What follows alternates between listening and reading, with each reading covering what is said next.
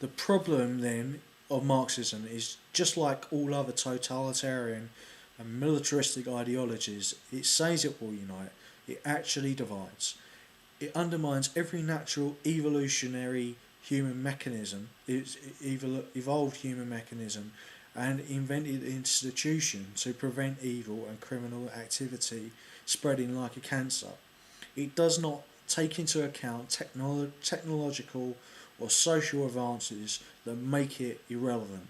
It frames every critique of outside groups, be they rational or irrational, within the context of its own meaning. So Marxism can't critique itself. Therefore, if it can't critique itself, it's not using reason, because reason is the only thing that we've so far invented that can critique reason. So Marxism, therefore, must be irrational.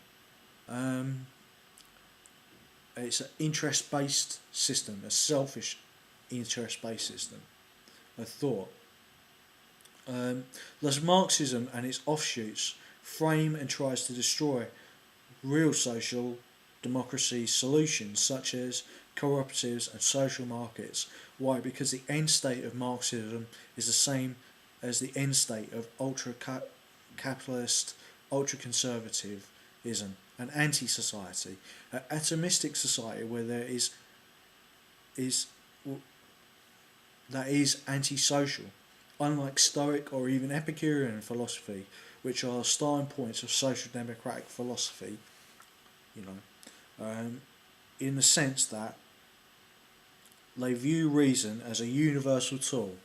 It is the universal stem cell of reason that switches the cancer cell afflicted with irrational totalitarianism back to the path of humanity. It switches it back on. So I continue on, right? Marxism and ultra-conservatism are thus in the same family as totalitarianism, as other ideologies that are based on control of capital through propaganda and based on the idea of material dialecticism. The tension and conflict between groups on the control of capital. As I said before, it is just the group identity that is different. Although a Marxist or a communist would reject this thought experiment because of its obvious political associations with Marxist theory about the control of capital, the totalitarian revolutions and elections in Germany and Italy of nationalists and of nationalistic working and middle class attempts to control or wrest control of capital from other non-national power elite groups. I'm talking about the 1920s, 1930s, after World War One. In this context, Marxism is one of the reasons for the group context of revolution. However, we should be wary in this regard that we don't just think as a Marxist does. Marx did not predict the correct future sequence of events as he predicated or depicted in stage theory. National Socialist theories of history noted national and cultural, in the German and Italian cases, the meme of Western civilization. Of course, if those National Socialist ideologies had arisen somewhere else, they would have latched on to different things rather than Western civilization as their sort of their base.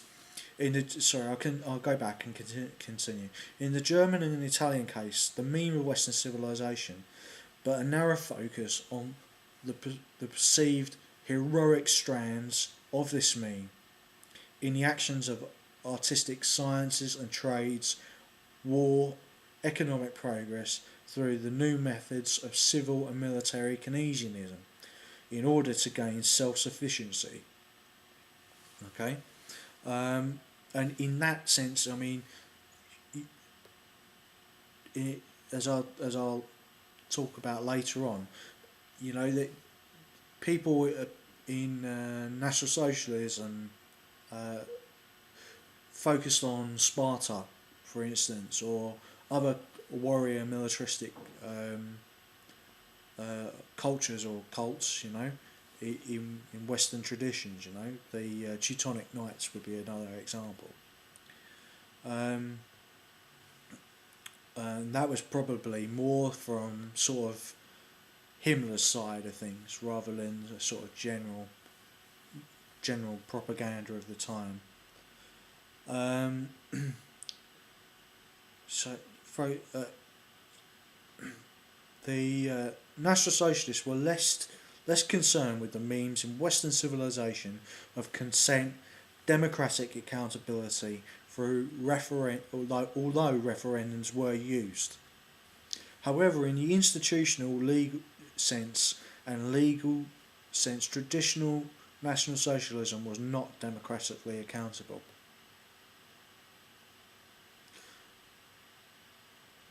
The only right to rebel was asserted through strikes or unions or mission control in economic sectors where every worker learned the job of everyone on the production line and leadership positions. In modern terms, the Japanese would call this kaizen,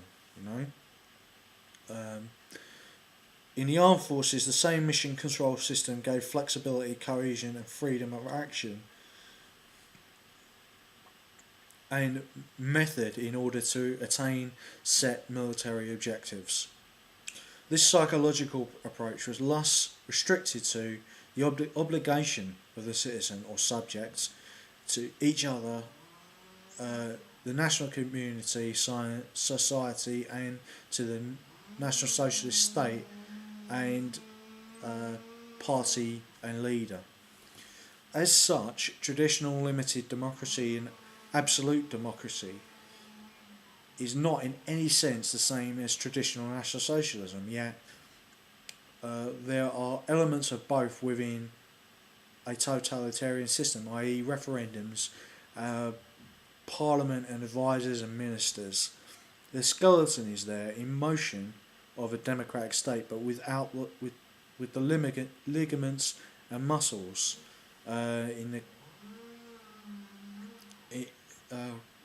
could say severed, or they're there but inactive.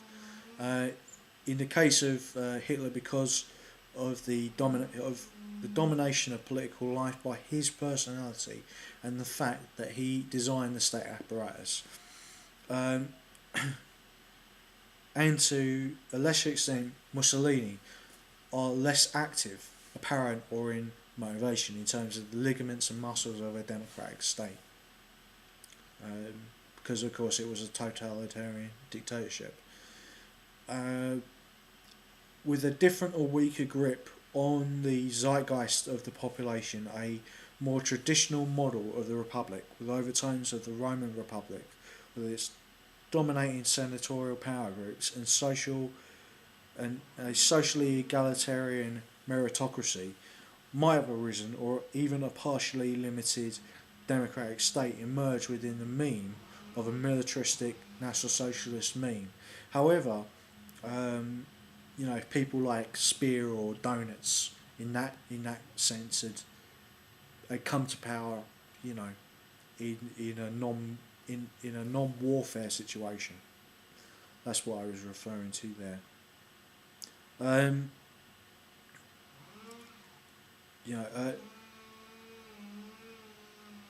So Republican means were also,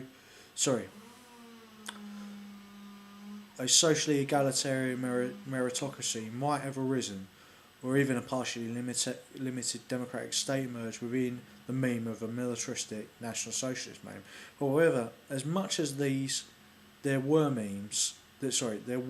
these Republican memes, there were also feudalistic fractional structures within the different moderate and extreme forces competing for control of the state or fiefdoms, political fiefdoms, with only the favour of the leader or force of personal political leader or force or personal political bonds between factions. Without a legal institutional route, the results could have been dangerous for such a state model.